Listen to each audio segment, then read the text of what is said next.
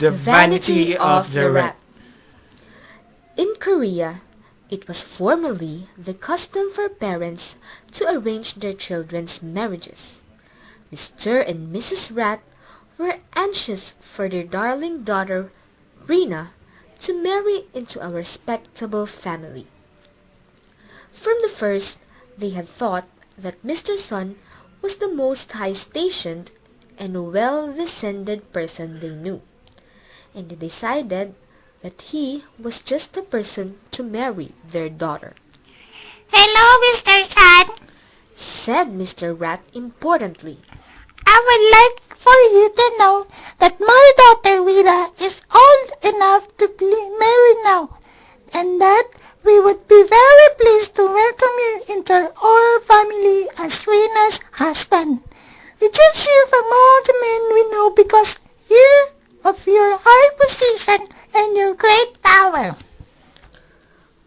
"Your offer is indeed kind, Mr. Rat," replied the smiling Mr. Sun, who had no desire to marry a member of the rat family. "I feel that it is only fair to tell you, however, that I am not the most powerful person of your acquaintance. I would like to recommend to you Mr. Cloud, who can cover up my face and keep me from shining." "Yes, of course. Mr. Cloud is certainly more powerful," said Mr. Rat as he and his wife went to see the gentleman. When Mr. Cloud heard of Mr. Rat's offer, he too was not eager to choose his wife from the house of rats. He waved his hand, saying, "You seem not to know that there is one more who is more worthy of your honor than I, though I sometimes get the better of Mr. Sun. I am still a mere servant of Mr. Winds. His plus and call make me go anywhere he pleases, whether I want to or not." Leaving Mr. Cloud, Mr. Rat mumbles to his wife, "Mr. Rat is indeed much more powerful, much powerful. He is certainly the proper husband for our daughter."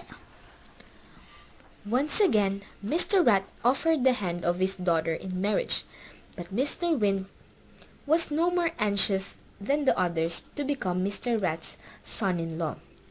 Laughing hoarsely, he said, "I am indeed powerful enough for forest trembles and sheep toes in fear of me, but there is more powerful than I.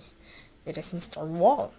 He sets his strong legs firm upon the earth and stands immovable in my way. Arms folded, eyes blinking, but for him, how I could meddle in the lives of families." So saying, Mr. Wind gave another laugh and whizzed on, wondering how his wise brain could ever have overlooked so powerful and close a neighbor. Mr. Rat visited Mr. Wall, who likewise apologized. "It is quite true that I, without any sign of outward exertion, can check the progress of the wind, which commands the cloud, which overpowers the sun. But what am I to you, O Mr. Rat? Your prosperous rays can undermine me, and make me fall into the twinkling of an eye, if need be. O Mr. Rat, I am at your mercy." "How true! How very true!" Mr. Rat said proudly.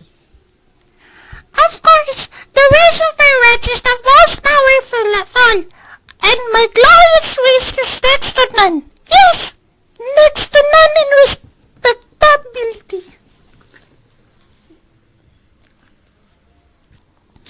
The only person for our darling Rita to marry is another rat." "Yes," said Mrs. Rat.